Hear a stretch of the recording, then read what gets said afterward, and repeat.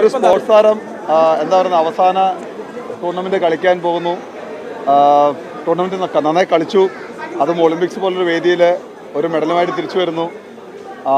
എന്താ പറയുന്നത്, ഇതുപോലെ ഊഷ്മളമായിട്ടുള്ള സ്വീകരണം ഇതിൽ കൂടുതൽ എന്താ പറയുക ഒരു സ്പോർട്സ് താരം എന്ന നിലയിൽ ഒന്നും ആഗ്രഹിക്കാനില്ല. സത്യമാണത്. വളരെയധികം സന്തോഷമുണ്ട്, വളരെ സന്തോഷം. Thank you very much. Thank you. ഇത് ചെറുപ്പക്കാർക്കുള്ള അല്ലെങ്കിൽ ചെറിയ കുട്ടികൾക്കുള്ള ഒരു ഇൻസ്പിറേഷനാണ്. കാരണം നാളത്തെ തലമുറ ഒരു സ്പോർട്സ് എന്തിനെടുക്കണമെന്ന് തോന്നുമ്പോൾ ഇതുപോലുള്ള ആദരവുകളാണ് അവർക്ക് ഓർമ്മ വരേണ്ടത്. കാരണം ഞാനൊക്കെ ചെറുപ്പത്തിൽ ഉഷ ചേച്ചിനെ കാണുന്നതും അത് കണ്ടിട്ടാണ് അല്ലേ. എപ്പോഴും ഉഷ ചേച്ചിയുടെ ഫോട്ടോ കാണുമ്പം കഴുത്ത് നിറച്ച മെഡലും അതിനേക്കാളും കൂടുതൽ പൂക്കളുമായിട്ടാണ് ഉഷ ചേച്ചി എല്ലാം വന്നിറങ്ങുന്നത്. അപ്പം അതാണ് എല്ലാവരും സ്വപ്നം കാണുന്നത്. ഒളിമ്പിക്സിന് പോകണം, ഒളിമ്പിക്സിൽ ജയിക്കണം, ഏഷ്യൻ ഗെയിംസിന് പോകണം, ഏഷ്യൻ ഗെയിംസിന് മെഡൽ വാങ്ങണം. ആ സ്വപ്നങ്ങൾക്ക് ഏറ്റവും കൂടുതൽ മനോഹരത കൂടുന്നത് ഇതുപോലുള്ള സ്വീകരണങ്ങൾ കിട്ടുമ്പോഴാണ് അല്ലേ. കാരണം വെച്ചാൽ നമ്മൾ ഈ രാജ്യത്തിന് വേണ്ടി ഏറ്റവും കൂടുതൽ അധ്വാനിക്കുന്നു, ഒത്തിരി കാര്യങ്ങൾ സാക്രിഫൈസ് ചെയ്യുന്നു, അവിടെ പോയി മെഡൽ ജയിക്കുന്നു. അത് നമുക്ക് വേണ്ടി മാത്രമല്ല, ഈ നാടിന് വേണ്ടിയിട്ടാണ്, ഈ നാട്ടിലുള്ള എല്ലാവർക്കും വേണ്ടിയിട്ടാണ്. അപ്പം ആ ഒരു സന്തോഷത്തിൽ അവരോട് ചേരുമ്പോൾ, അവരെല്ലാവരോടെ ചേർന്ന് ഇതുപോലുള്ളൊരു സ്വീകരണം ഒരുക്കുമ്പോൾ ഉറപ്പായിട്ടും ഒരു കേക്കിന് മേളൊരു എന്താ പറയുന്നത് ചെറിയ കേക്ക് എന്ന് പറയത്തില്ലേ, അതുപോലെയാണ്. ഇതിന് മധുരം ഇരട്ടിയാണ്. ഇനി കുറച്ച് ദിവസം വീട്ടിൽ പോയിട്ട് നന്നായിട്ടൊന്ന് ഒന്ന് റെസ്റ്റ് എടുക്കണം. സത്യം പറഞ്ഞു കഴിഞ്ഞാൽ ഒളിമ്പിക്സ് എന്ന് പറയുന്നത് ഒരു ഈസി ആയിട്ടുള്ള ഒരു പ്ലാറ്റ്ഫോം അല്ല. ഒത്തിരി ടെൻഷനുണ്ട്, ഒത്തിരി പ്രഷറുണ്ട്. അവിടെ കളിക്കുക, ജയിക്കുക. കാരണം വെച്ച് കഴിഞ്ഞാൽ ഓരോ മാച്ചുകളും നമുക്ക് ഇമ്പോർട്ടൻ്റ് ആണ്. അപ്പോൾ അത് കഴിഞ്ഞു ഇന്ത്യൻ ടീമിൽ കണ്ടിന്യൂസ് ആയിട്ട് കളിക്കുമ്പോഴും അതൊരു പ്രഷറാണ്, അറിയാമല്ലോ. കാരണം വെച്ച് കഴിഞ്ഞാൽ പെർഫോമൻസ് മെയിൻറ്റെയിൻ ചെയ്യണം, കളിക്കണം എന്ന് പറയണം, അല്ലെങ്കിൽ ടീമിൽ നിന്ന് പുറത്താകും, അങ്ങനെയുള്ള കാര്യങ്ങൾ. റിട്ടയർമെന്റ് ജീവിതം എങ്ങനെയാണെന്ന് ഇനി കുറച്ച് നാളത്തേക്ക് എൻജോയ് ചെയ്യണം.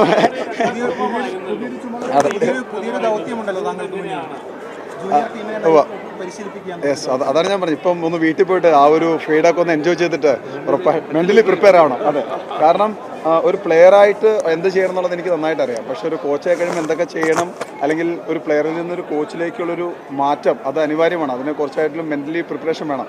അപ്പോൾ ഈ അടുത്തൊരു 3 മാസം അല്ലെങ്കിൽ 2 മാസവും അതിന് വേണ്ടിയിട്ടായിരിക്കും ചിലവാക്കുന്നത്. ആധുനിക ഇന്ത്യൻ ഹോക്കിയുടെ ദൈവം എന്നാണ് ഹോക്കി ഇന്ത്യ താങ്കളെ വിശേഷിപ്പിച്ചത്. എങ്ങനെയുണ്ട്? അയ്യോ, അതിനേക്കാളും വലിയൊരു ആദരവ് കിട്ടാറുണ്ടോ. കാരണം ഞാൻ കേട്ടു വളർന്നതെല്ലാം ക്രിക്കറ്റിലെ ദൈവം എന്നുള്ളൊരു വാക്ക്, സച്ചിൻ എന്നുള്ളൊരു വാക്ക് കേട്ടിട്ടാണ്. അപ്പം ആ ഒരു പദവിയിൽ അല്ലെങ്കിൽ അതുപോലെ ഒരു രീതിയിലേക്ക് ഹോക്കിയിലെ അല്ലെങ്കിൽ ഹോക്കി ഇന്ത്യ എന്നെ ഉയർത്തുക എന്നുള്ളത് എന്നെ സംബന്ധിച്ചിടത്തോളം ഒരു സ്വപ്നം മാത്രമാണ്. അത് ഇനിയും മനസ്സിലായി അല്ലെങ്കിൽ മനസ്സിലാക്കിയിട്ടുണ്ടോ എന്ന് എനിക്ക് അറിഞ്ഞുകൂടാ.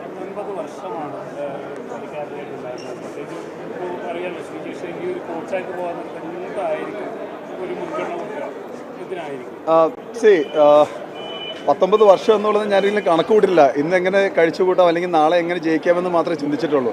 അപ്പം ഉറപ്പായിട്ടും വരുന്ന തലമുറയ്ക്ക് പറഞ്ഞു കൊടുക്കാനുള്ള കാര്യം പ്രഷർ എങ്ങനെ ഹാൻഡിൽ ചെയ്യണമെന്നാണ്.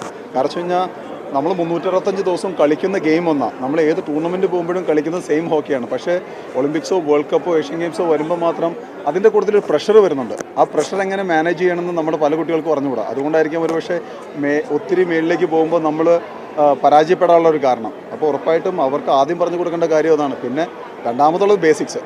നമ്മൾ ബേസിക്സ് കറക്റ്റായിട്ട് ചെയ്യുകയാണെങ്കിൽ പലപ്പോഴും നമുക്ക് മാച്ചസ് ജയിക്കാൻ പറ്റും. താങ്കൾക്ക് ഇപ്പോൾ കിട്ടുന്ന ഈ ആദരവും ഒക്കെ തന്നെ ഹോക്കി ഇന്ത്യക്ക് എത്രത്തോളം അത് ഗുണകരമാകും?